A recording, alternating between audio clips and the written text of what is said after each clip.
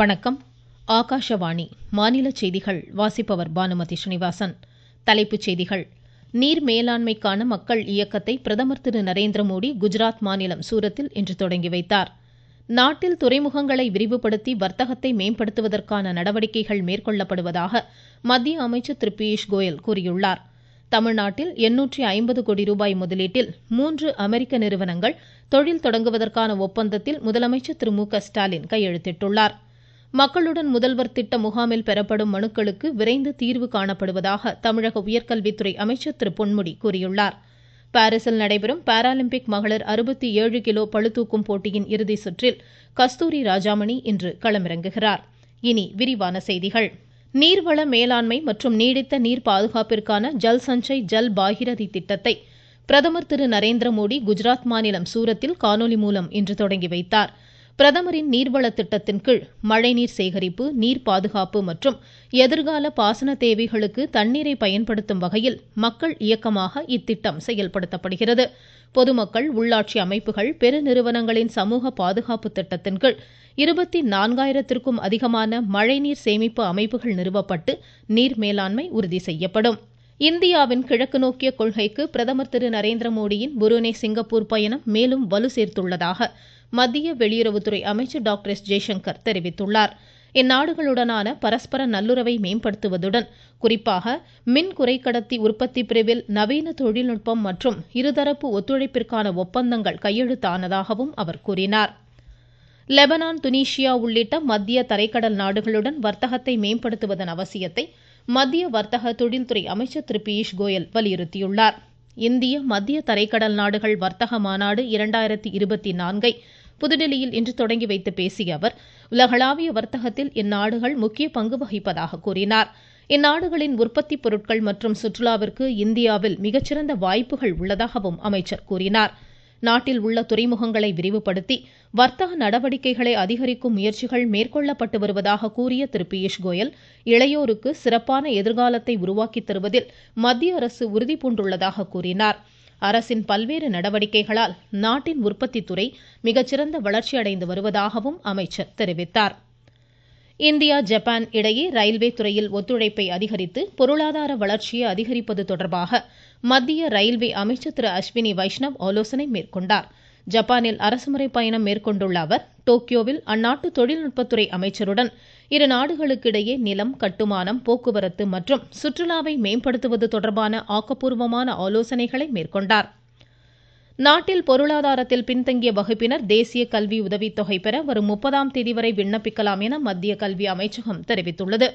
பள்ளி இடைநிற்றலை தவிர்த்தல் மற்றும் உயர்கல்வியை உறுதி செய்யும் வகையில் தகுதியுடைய மாணாக்கருக்கு மத்திய அரசு கல்வி உதவித்தொகை வழங்குவது குறிப்பிடத்தக்கது. நீங்கள் கேட்டுக்கொண்டிருப்பது ஆகாஷவாணியின் மாநில செய்தி அறிக்கை.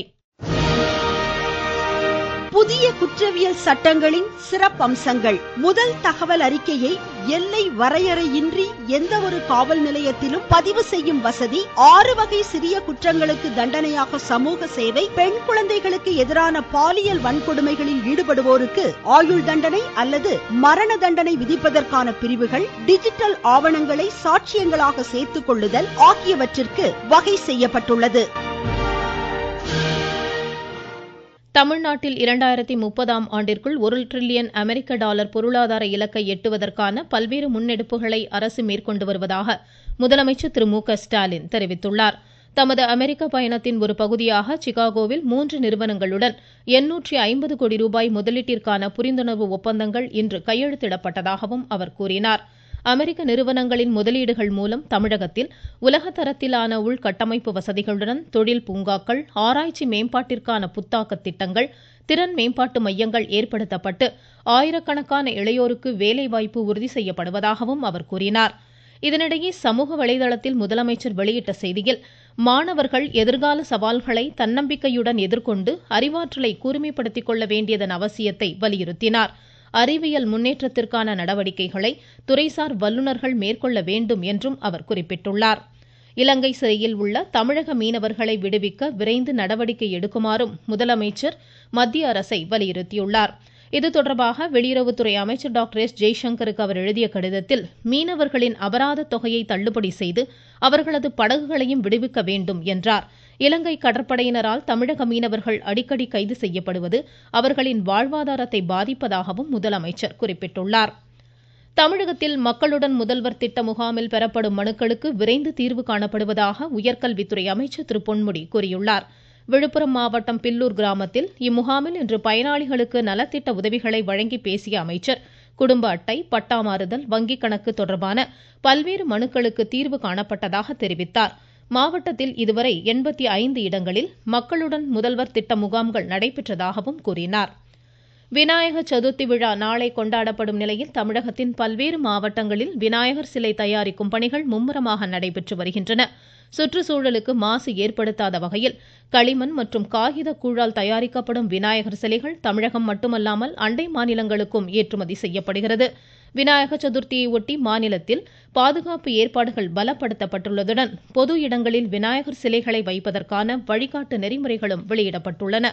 பிரசித்தி பெற்ற பிள்ளையார்பட்டி அருள்மிகு கற்பக விநாயகர் திருக்கோவிலில் விநாயகர் சதுர்த்தி விழாவின் முக்கிய நிகழ்ச்சியான தேரோட்டம் இன்று நடைபெறுகிறது. கன்னியாகுமரி மாவட்டம் தோவாளை மலர் சந்தையில் பூக்களின் விலை கணிசமாக உயர்ந்துள்ளது. பிச்சிப்பூ கிலோ 1000 ரூபாய்க்கும் மல்லிகைப்பூ கிலோ 500 ரூபாய்க்கும் விற்பனையாவதால் பூ விவசாயிகள் மகிழ்ச்சி அடைந்துள்ளனர். விருதுநகர் மாவட்டம் வெம்பக்கோட்டையில் நடைபெற்று வரும் 3ஆம் கட்ட அகழாய்வில் முழுமையான செங்கல் சுவர் கண்டுபிடிக்கப்பட்டுள்ளது. இதுகுறித்து எமது செய்தியாளர்.